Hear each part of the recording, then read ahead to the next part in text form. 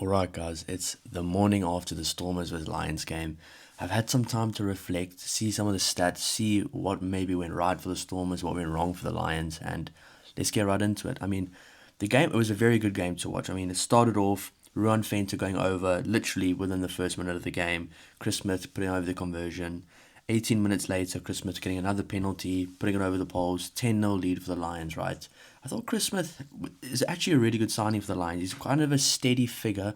He's almost like a George Whitehead type of signing for the Sharks. But I think the Lions can benefit from a player like Chris Smith, just to have a calm head, a cool head, a guy that can kick for poles, has got a good high percentage for kicking for poles. Just let the other guys around him do more of the X Factor stuff. He can still do some crazy, very good things on the field, but just having a calm head like that really is big for this Lions team. He's a guy that kicked the Bulls into the semi-finals of the URC a few years back in the inaugural season, the first season that they ever had when they beat the Sharks at Loftus with a drop kick. So he has a calm head on his shoulders, and he knows what he's doing. Obviously, then Dylan Mart went over in the 26th minute, converted by Yuri Mattia. Yuri Mattia getting another penalty over in the 37th minute of the game, making it 10-all just before half-time. Also, really good signing for the Stormers. He's been excellent. A very good varsity cup player that's just managed to bring that form into the Stormers. And the good thing for the Stormers now, if Sasha's not playing, they have a match-winning fly-off there. They have a fly-off who's young, they can take forward for many years to come. And I think he'll get 50 to 100 caps for the Stormers, or for the Western Province in general for the organisation, because he'll definitely be playing Curry Cup. He'll definitely be playing URC, and he's a really good player to have. On 39th minute, Fenter over again. Really good game for Ruan Fenter. He's just one of those guys who's really putting his hand up for a Springbok call-up. And I think after the 2027 World Cup, we're going to see a lot more of Ruan Fenter. Just think of some of the guys we have after the 2027 World Cup. Looking ahead, you have Ulrich Loh, Cameron Hanekom, Ivan Roos, Ruan Fenter, Paul de Villiers, some incredible players. Chris Smith knocking over the conversion, 10-17 halftime to the Lions. At this point, I really believe that the Lions were firmly in control of the game. They just seemed the better team throughout. I felt like the Stormers were maybe trying a bit too much and it wasn't paying off for them. But that's the thing with the Stormers. When it does stop paying off, when it does start going to hand, it's just quick tries. And that's exactly what we saw in the second half. 41st minute of the game, Similane scores. Great. He's been in absolutely incredible form. One of my favourite players to watch as well. So yeah, I'm very happy to see Similane in top form, really finding his feet with the Stormers, converted by Yuri Mattia. 52nd minute, again, Stormers score, get the lead now. Paul de Villiers with a great try, converted by Yuri Mattia. And that just shows, two quick tries like that, game's turned over on its head already. Lions were firmly in control. They were firmly in control going into halftime. They needed to have a solid first 10 minutes of the second half. They just couldn't. Stormers just came out. Something happened in the change room. Dobber had a conversation with them again, like he always does. They just came out firing. Two quick tries. Two of their great players converted by their great fly half. Now they're in the lead, 24-17, firmly in control right now, in the driver's seat. If they get a penalty, they can go for the balls. They can build that lead now. Once you're behind in the second half, it's very difficult to come back. Once you're behind in the first half, it doesn't really matter too much. But after that first 10 minutes in the second half, then you're really fighting to try and get back in the game. Chris Smith then in the 56th minute penalty to make it 24-20, bring the game a bit closer. The Lions still need to score. And then what happens? Mattia, penalty, Ivan Roos, try. Game's basically taken away from you then. After Yuri Mattia converted that, it was 34-20. In the 64th minute, the Lions are basically just fighting back with pride right now. They're just trying to fight back to get their pride back. 68th minute, Kelly Mpeku, who's been phenomenal for the Lions this year. He scored some incredible tries this year. Gets a try in the 68th minute, making it 34-25. Gets converted by Chris Smith in the 69th minute, 34-27, and that's how the game ends. The story just goes to show that the Lions were in control of this game. They're a really good team. But I think with experience they'll be much better going into the second half, managing that first 10 minutes in the second half, where they may be trying to be a bit too defensive of that score. They were maybe trying to go out and score more points, build up more pressure. Because, the more pressure you can build early in the second half, the much more difficult it is for them to come back.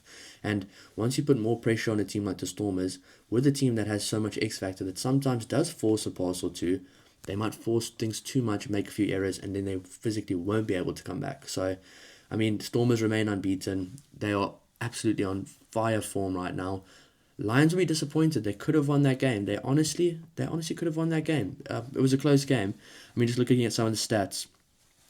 just some of the stats that stand out to me. Post-contact meters, Lions 273 post-contact meters, nearly 100 more than the Stormers, who had 188. Line breaks, very similar. Turnovers won, very similar. Turnovers lost, basically the exact same. Penalties conceded. Now, penalties conceded sometimes doesn't matter that much, but if you take into context what time period of the match it happened, it becomes very important. Lions conceded 12 penalties, Stormers conceding only half of that, 6. If the Lions were to make that 6 penalties, this could be a completely different game. So discipline, they're going to have to watch the discipline. That could also be a thing of players trying too hard. Like, they're in the lead now, they're behind. They're really trying too hard to get back in the game or get that lead to win this game. The game isn't won or lost in a single moment. It's won or lost over an entire game. So if players are trying too hard in a specific moment, it can really cost the team throughout the game. It can build up. All those things build up. Tackles made. I mean, the Lions made the Stormers tackle 137 times. Lions only 96. Tackles missed, very similar. So, I mean, if you look at the stats like this, the Lions were in control of this game from a stats perspective. Even from a stats perspective, they were definitely in control. I mean, possession as well. Lions had more possession, only by 2%, but still, the Lions are a very good rugby team, and they could have won this game, and I think they're going to win a lot more games going forward. It's just those key periods in the games where they just need to be a bit better, a bit more clinical, but that will come with experience, that will come with time. This is a young Lions team, not too many Springboks in the team, but you can definitely see the Springboks adding some more value from the experiences they've learned. I mean, the likes of Asanati made some huge tackles. I mean, Morne van der Berg also, just a calm head on his shoulders.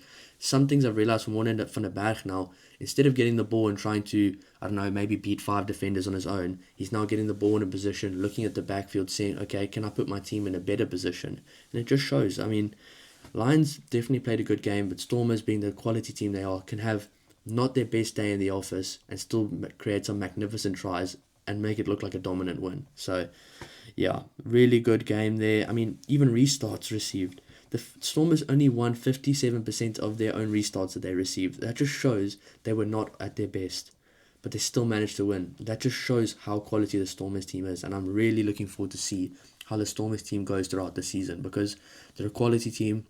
They don't even have to play their best players every week, and they still put up massive performances for them. I mean, if you think about the team they sent to Munster that one there, if you think about the team they sent to Bayonne that one there, the Stormers team has depth, and Dobbo can really flex that depth now. He can really play a bit, not play with the combinations thinking of the playoffs, but he can play with the combinations from resting a player's perspective. He can really rest players a bit more, give players some more game time that he thinks needs it. I mean, if you look at the likes of Dylan Mart, he'll probably pick it some more game time. If you look at the likes of Sasha, maybe he can rest a bit more because you have a Yuri Mattia there. Kobus Reinach maybe can rest a bit more. They'll like to get Damian Willemse back, maybe try him at 12, try him at 15, see what will work better there. Could they put Ruan now and Damian Willemse in the centres? Could they put Damian Willemse and Similani in the centres? Although I do like the thing of Willemse and Ruan now in the centres and Similani coming off the bench as an impact, because I think no matter what, Similani should be in the team because he's a really good player for them. He's really been a standout and a game changer. So there's just so many options for the Stormers team, and they're in a really good position right now. They're definitely the strongest South African team right now. I do think the Lions will swing things around, especially with the players they have. They have such quality players, future Springboks, future 50-cap Springboks on that team, and they're going to be just fine. It's going to take a while. They have some games to change it, but obviously they couldn't get it done against the best in South Africa. They've got a chance next week against the Sharks. Sharks coming off 2 really big wins, so it's going to be tough for the Lions, but they are playing at home. So it's going to be interesting to see what happens. Stormers going up to the Highveld, hopefully to a packed out Loftus. This could be an absolutely cracker game. Bulls unfortunately lost against the Sharks. We'll get into that in the Sharks vs Bulls review. But yeah, it's still another massive week of derbies to come. Cannot wait, guys. Please don't forget to like, subscribe to help the channel grow. We've only been doing this for a few weeks now. Just loving all the support, all the comments, all the subscribers. So thanks, guys. We'll see you in the next video. Cheers.